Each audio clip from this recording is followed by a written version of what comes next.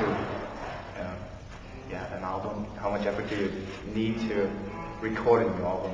Well, I have to wait. Before Patrick should give the real answer, but I'll say that I have to whip him 20 to 30 times a day to get him to write his songs. Okay. So you're writing the songs?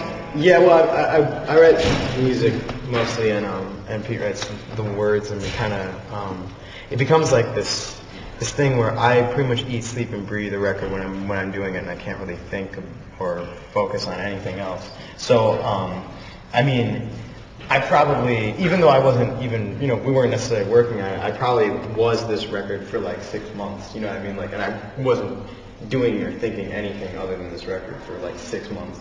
So, it was like exhausting but awesome. Like, I was really excited when we were finally done with it. And it was one of those records where I don't even think we were finally done with it until I was handed a copy of it. You know what I mean? Like I still had ideas up to like the minute, Okay, so you still have ideas, or do you think it's done as record? Yeah, we're gonna duct tape some stuff on it. No, I think a record should be like a moment in time, you know what I mean? And like when it's over, it's over, you know what I mean? Like.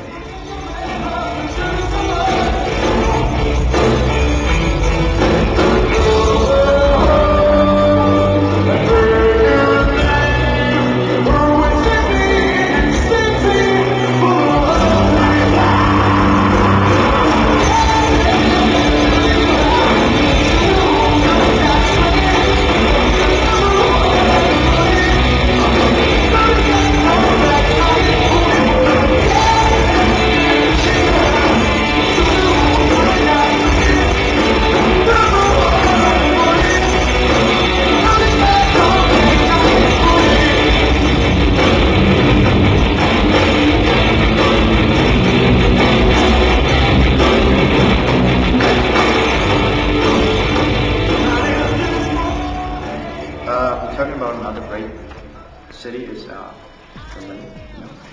You're playing 3 times this year, or you're performing 3 times in Berlin this year. Why 3 times?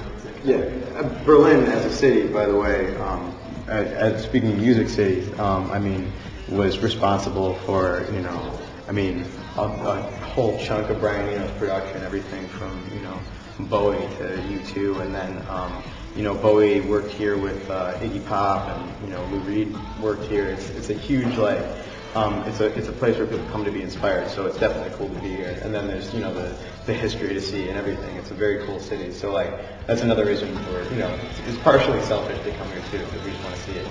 How about the audience? What do you think? Is it different from GS? What other places?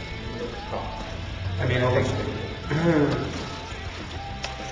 I think that there's like a little bit of a language barrier, kind of, but that's when you're talking between songs. But I think that when you start playing music, that it's very universal, and people can get into things phonetically and can understand ideas in different ways, which is a cool way to kind of break through borders, whatever.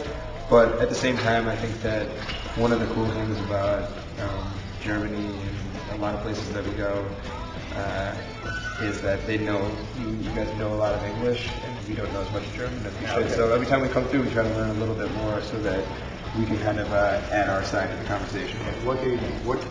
I learned, this is the whole of my German, aside from Ich liebe dich, which I learned from an Ian Dury song.